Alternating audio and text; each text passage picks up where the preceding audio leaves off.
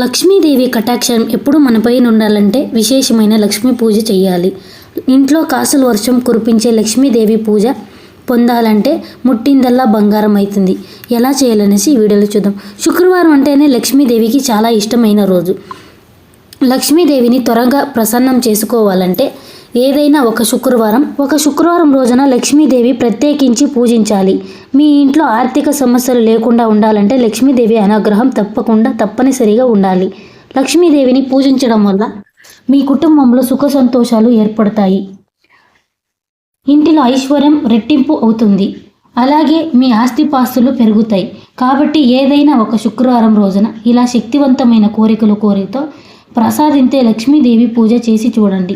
ఖచ్చితంగా మీ జీవితంలో మార్పును గమనిస్తారు. శుక్రవారం రోజున లక్ష్మీదేవిని ఎలా పూజించాలి, పాటించాల్సిన పరిహారాలు ఏమిటి, ఈ వీడియోలో చూసేద్దాం. ముందుగా వీడియోని ఒక లైక్ కొట్టి మా ఛానల్ని సబ్స్క్రైబ్ చేసుకోండి. ఏదైనా ఒక శుక్రవారం రోజున స్త్రీలు ఉదయాన్నే నిద్రలేచి బ్రహ్మముహూర్తంలో ఇంట్లో లక్ష్మీదేవిని పూజించాలి. బ్రహ్మముహూర్తంలో లక్ష్మీ పూజను చేయలేని వారు ఉదయం 9 గంటల లోపలే ఇంట్లో పూజ పూర్తి చేసుకోవాలి. ముందుగా ఇంటిని శుభ్రం చేసుకొని స్త్రీలు తలస్నానం చేసి ఇంట్లో లక్ష్మీ పూజను చేసుకోవాలి. శుక్రవారం ఇంటిని శుభ్రం చేసేటప్పుడు నీటిలో కొంచెం కల్లుప్పుని వేసి ఇల్లంతా శుభ్రం చేసుకొని ఇంట్లో పసుపు నీళ్ళలో చల్లుకోవాలి.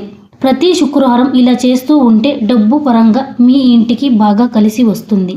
ఇంట్లో ఉన్న నెగిటివ్ ఎనర్జీ మొత్తం తొలగిపోతుంది. అలాగే ఇంటి గుమ్మానికి పసుపు రాసి కుంకుమ బొట్లు పెట్టుకోవాలి.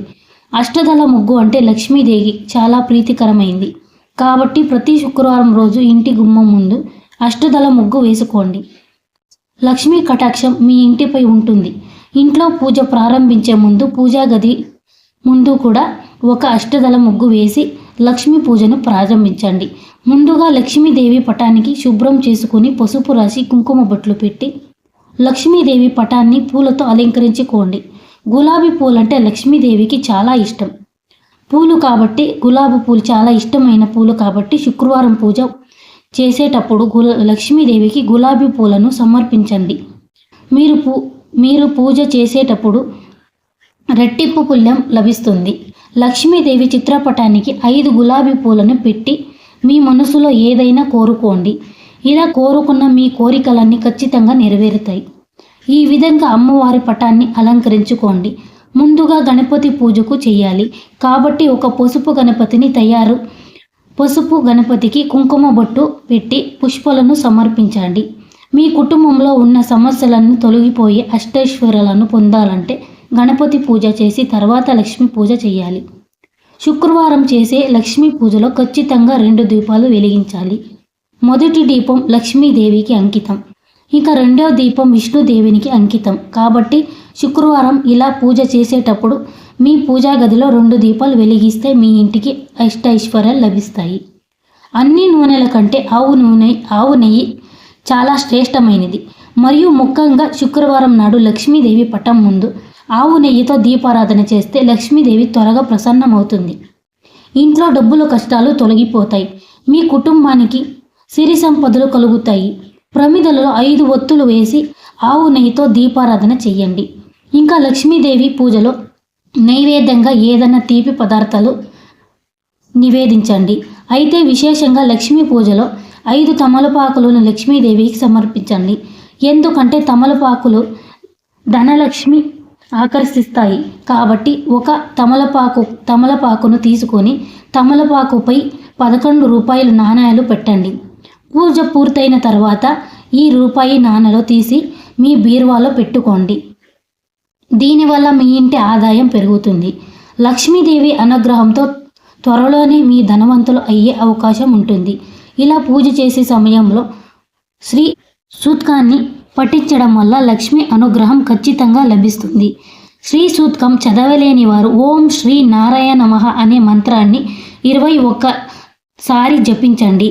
అలాగే ప్రతి శుక్రవారం రోజున కనకధారణ స్తోత్రం పఠించడం వల్ల అపారమైన సంపదలు చేరుకుంటారు.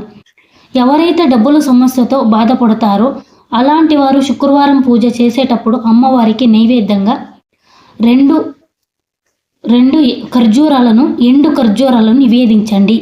చివరిగా అమ్మవారికి హారతి సమర్పించి నమస్కారం చేసుకోండి. పూజలో పెట్టిన తమలపాకులను తీసి ఇంటి గుమ్మం ముందు కట్టి ఇంటికి ఉన్న నరదృష్టి మొత్తం తొలగిపోయే మీ ఇంటికి లక్ష్మీదేవి అడుగు పెడుతుంది. ఈ విధంగా లక్ష్మీదేవిని పూజించి సాయంత్రం 6 గంటల సమయంలో ఇంటి ముందు 2 మట్టి దీపాలు వెలిగించండి. సాయంత్రం వెలిగించే ఈ దీపాలు వల్ల లక్ష్మీదేవి త్వరగా ప్రసన్నమవుతుంది. ఇలా శుక్రవారం పూజ చేసిన తర్వాత ఓ గాజు గిన్నెలో కొంచెం రాళ్ళుప్పు అలాగే 4 లవంగాలు వేసి మీ ఇంటి ఈశాన్యంలో ఉంచండి. ఇలా చేయడం వల్ల మీ ఇంట్లోకి డబ్బు రావడం ప్రారంభమవుతుంది.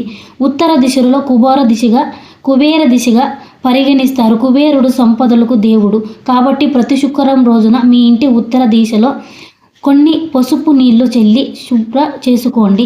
ఉత్తర దిశ ఎంత శుభ్రంగా ఉంటుందో ఇంటి సంపద అంత పెరుగుతుంది. శుక్రవారం ఇంట్లో పూజ చేసేవాళ్ళు పసుపు రంగు దుస్తులు ధరించి చాలా మంచిది. అలాగే శుక్రవారం నాడు రాత్రి నిద్రించిపోయే ముందు ఒక చిన్న గిన్నెలో బియ్యం పోసి మీ పూజా గదిలో చిన్న లక్ష్మీదేవి పటం ముందు పెట్టండి. మీ ఇంటికి బాగా అదృష్టం కలిసి వస్తుంది. కుటుంబం సభ్యులందరూ సుఖ సంతోషాలతో పాటు జీవిస్తారు. లక్ష్మీదేవి తులసి ముక్కలో కొలవై ఉంటుంది కాబట్టి ప్రతి శుక్రవారం రోజున తులసిని ఖచ్చితంగా పూజించాలి. తులసి కోట ముందు ఒక దీపం వెలిగించి తులసి చుట్టూ 5 ప్రదక్షిణలు చేస్తే మీ ఇంటి సంపద రెట్టింపు అవుతుంది.